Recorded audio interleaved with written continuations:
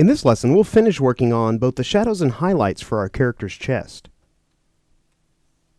Okay, so in the previous lesson, we kind of began working on some of the shapes for the shadows and highlights here on our character's chest. Now, we had just left off kind of working on her neck area up here.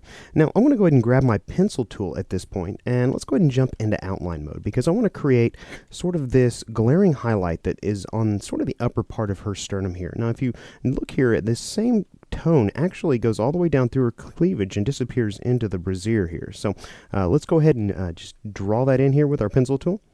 And I'm just going to kind of come in and roughly draw that in here. And we'll bring that back up and around and complete that there. So obviously that's a little bit rough, so we'll just need to smooth that out some. Maybe grab our direct selection tool and just kind of position some of these anchor points just a little bit better.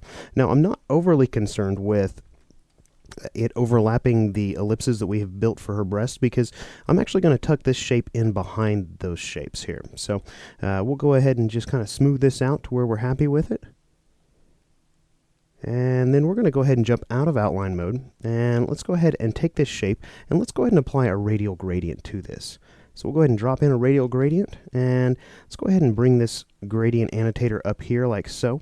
And let's go ahead and change the colors around just a bit here. I'm going to go ahead and drop in our skin tone, and then we'll drop in a lighter tone and pull both of those two color stops off there. And I tell you what, let's go ahead and drop the opacity on this color stop right here. And we'll come back over here to our gradient tool. And let's go ahead and spin this gradient around just a little bit. I'm actually going to go ahead and pinch this in.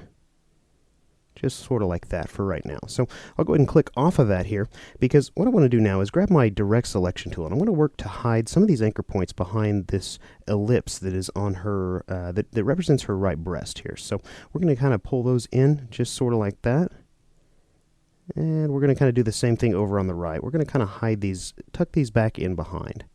I'm actually going to go ahead and send this all the way to the back and then bring it forward one step. So basically it's going to be behind those shapes. And we'll go ahead and just kind of grab some of these anchor points down below and fit that shape in there just like so. All right, great. So let's go ahead and click off of that here, and then we'll go ahead and grab our gradient tool, and let's go ahead and create sort of a copy of this gradient here. This is a gradient fill, and we'll go ahead and just select that here in our appearance panel and just hit the new fill button so that we have a second gradient fill that is exactly like this one. I'm going to go ahead and drag this one down here, and we're going to kind of position this one down just below our cleavage here, just so it can kind of illuminate this area in here, just like so. And I'll actually go ahead and spin that around. Point that the other direction here.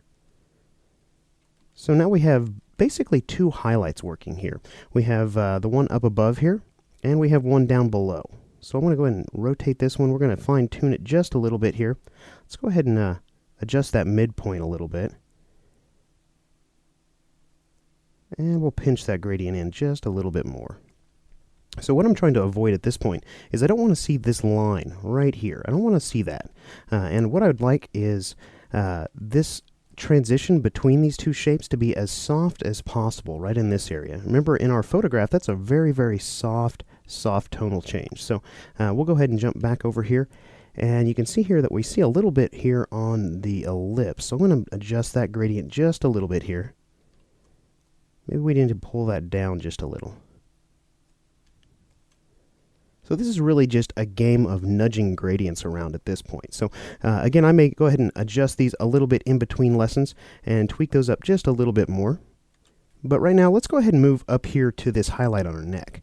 Now, if you remember here, if we switch into outline mode, we drew this shape right here. And I'm going to go ahead and select that shape, and let's go ahead and use our eyedropper tool to grab sort of this gradient here that we have been working with on that previous shape. So we've got that gradient applied here. You can see it in the center of this shape, but it's kind of dominant. It's kind of big. I don't really want it to be that big and bold. So let's come over here to our gradient panel, and let's go ahead and just drop the opacity down some for that color stop, so we can kind of make that a little bit more subtle. I definitely don't want to see the edges of this shape. So we're going to zoom in on that. And we're going to just adjust this gradient some so that hopefully we're not going to see those. It's going to be a real subtle little highlight there. If anything, I'm going to go ahead and position that a little lower. Sort of like that. So we've got that nice little subtle highlight there from her neck. And if we need to, we can actually take that shape and move it up just a bit. There, that looks pretty good. So we've got that shape created here. Let's go ahead and come down here and let's go ahead and work on this area where her belly is. Now, we've got a couple of things here. Now, I mentioned this sort of the shadow right here, but we've also got, if we look here in the photograph, we've also got a little bit of a cast shadow here underneath her brassiere. So we may actually create that as well here. Let's go ahead and bring our layer back and let's go ahead and select the brassiere shape here. I'm going to go ahead and copy that and then paste it right into place. And let's go ahead and make that sort of this dark burgundy color right here. And we'll go ahead and send that backwards one step. And I'm going to use my arrow keys at this point. I'm going to just nudge that down.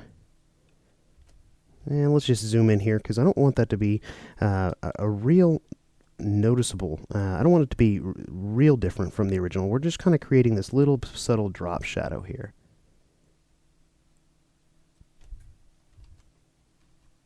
Let's go ahead and just nudge that a little bit to the right here. And we're going to go ahead and apply a linear gradient to this. And we'll go ahead and drag in some colors. Let's drag that one in. And let's go ahead and drag in our skin tone. And we'll grab our gradient tool and just kind of draw in that gradient here.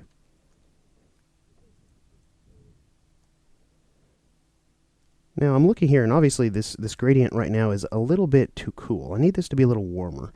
We talked about how warm we wanted our shadows in a previous lesson, so I'm going to come over here and we're going to warm that up just a bit by adding some more red into it, and I'm going to actually bring that over into the purple area, other opposite side there.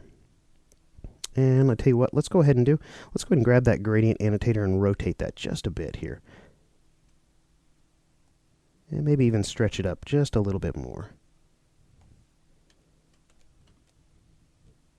Alright, so that's looking pretty good. I may actually come in and let's just go ahead and grab that shape, and I'm going to just move that up ever so slightly here. Alright, great. So that's looking pretty good. If I do anything in between lessons, I may just tweak that gradient a little bit, get it a little bit, maybe a little bit more to my liking. Let's go ahead and shift our attention now to her belly and creating that shadow. So what's the easiest way to create this shape? Well, we've already got all we need here to create that shape. We've got border shapes all the way around sort of this upside down triangle here, and we can borrow these shapes to create that shape. So let's come in here and let's go ahead and grab our base flesh shape, the shape at the very back here.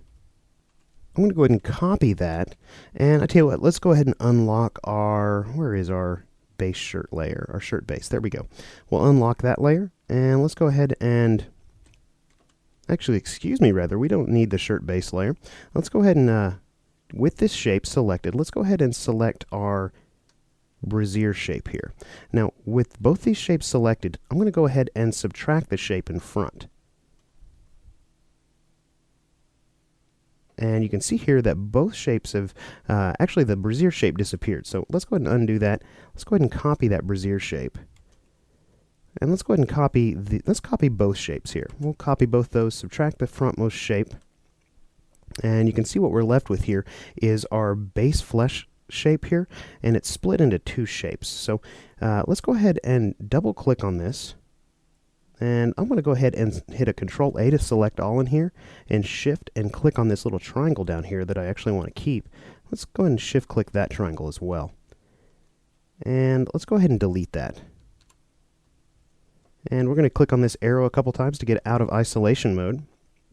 And now you can see what we're left with is the shadow layer that we created for the brassiere, and we're left with this shape right here. So I'm going to hit a Control F to bring those two shapes back into place. And let's go ahead and select just this shape here and send it all the way to the back. Now that seemed like a lot of hoops to jump through, but let me show you why I did that.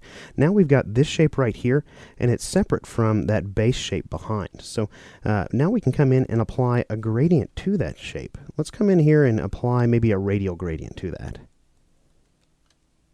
And let's come in and adjust our gradient. Actually, you can see here that it's actually two shapes. So I'm going to undo that here. Let's go ahead and double click on this shape. And I'm going to come in and select just this shape. Now we are in isolation mode again. This is probably one of the first times we've looked at isolation mode.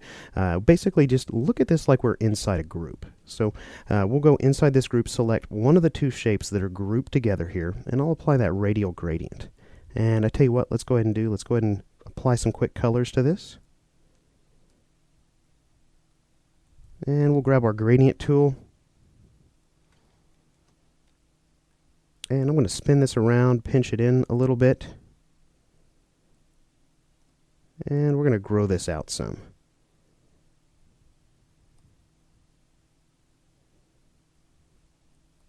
Just like so.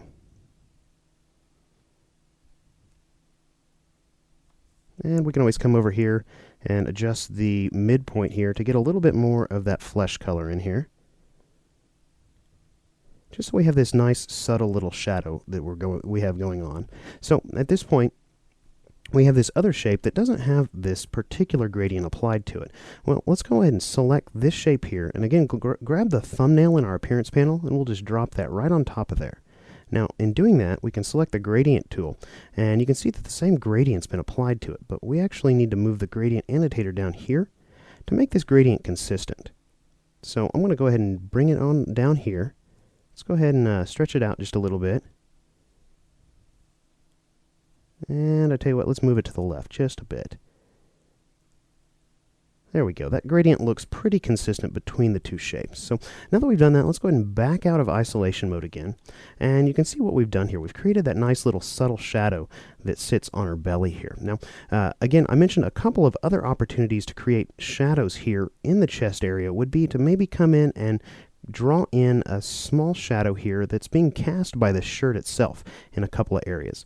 Now that's going to be very similar to what we did up here on the face, and I'm going to just use the intersect shape mode here in the Pathfinder panel to do that. So I tell you what, I'll go ahead and do that in between lessons, as well as fiddle with these gradients a little bit more just to get them fine-tuned. And in the next lesson, we're going to pick up where we're leaving off here, and we're going to shift our attention to our character's hair. We've left that flat right now, but in the next lesson, we're going to actually begin detailing the hair.